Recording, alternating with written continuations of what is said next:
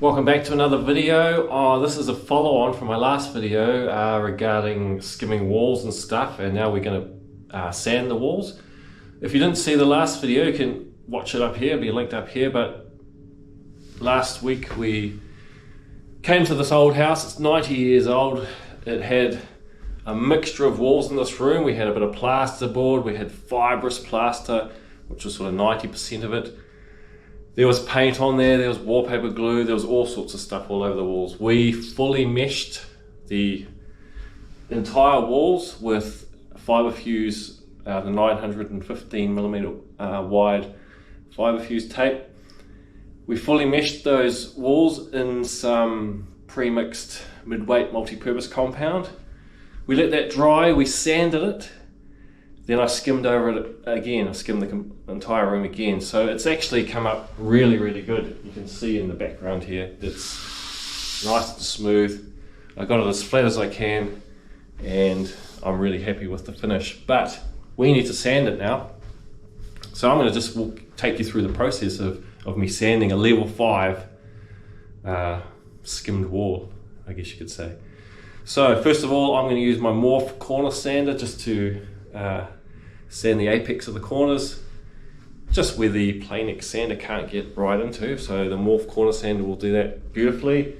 Then we'll hit it with the Planex, we'll go right around the room and we'll get everything with that. Then I'll just do a final go over with my sanding block around the top edges, around the skirting line, and around all these door frames and windows, which you can see have a bit of a detailed architrave around them. So we just got a bit of a tickle up all around that. It won't take long. I mean, you know, it'll take less than an hour to do this room. And then we'll just check it out with the light finally. So that's going to be the process. You can follow me along and watch this and see how I do it.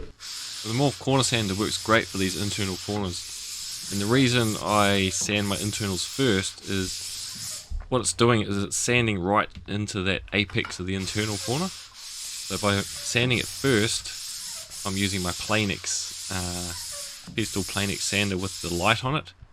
And what I do is when I go around with the Planex and I sand my internals, I'm using that light to light check as I go. So I can light check my internal as I'm sanding with the Planex, so I don't have to light check it afterwards. So this is the Festool Planex 2.0. It's the second version of the Planex released by Festool.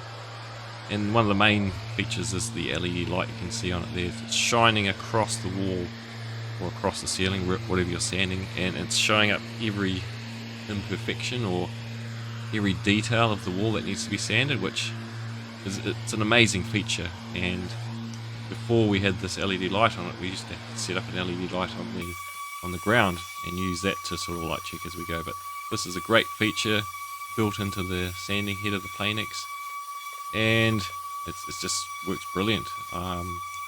Normal settings for me sanding something like this, a level 5 finish, I normally have my speed setting to around 4.5. Got my suction right up high on the vacuum, got the suction on the head of the Planex down to the lowest on the wall side, so it's sucking up as much dust as I can, because I'm using a brand new piece of 180 grit sandpaper, so that's doing the work there for me.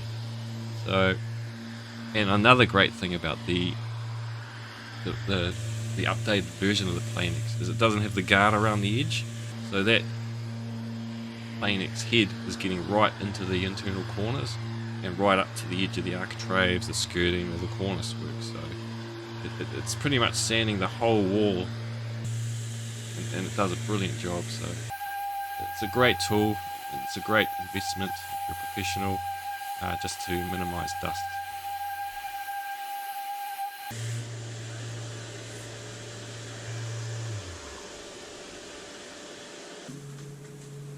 So when I do my hand sanding, I like to wear the Microclimate Air 3 air-powered respirator. It is a positive pressure respirator. It brings in fresh air through 2 HEPA filters on the sides, and it's got a little fan inside blowing fresh air in and gets rid of that condensation that you have inside those other masks. So it keeps the head clean of dust, it keeps your ears clean, your eyes clean, and of course your lungs clean. If you're keen to get one yourself, click the link in the description. That'll take you to the Microclimate website and you'll get 10% off.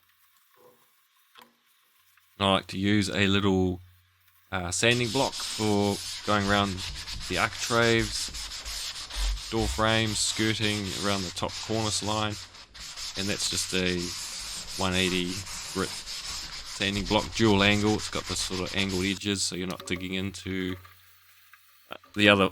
If you're doing your internal corners, you're not digging into one side of the plaster, causing scratches. So that's what I use for my detail sanding, just a little sanding block, and that works well as well.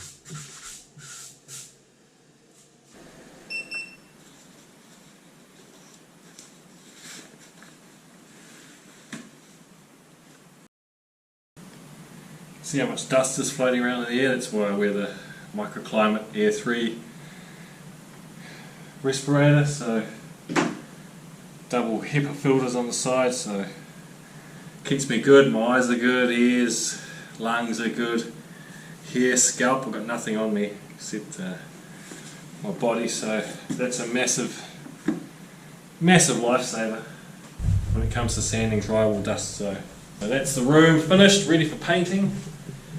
Yeah, clients will be stoked with that. I'm stoked how it's come up considering how it was. Again, if you wanted to check out that video, links in the description.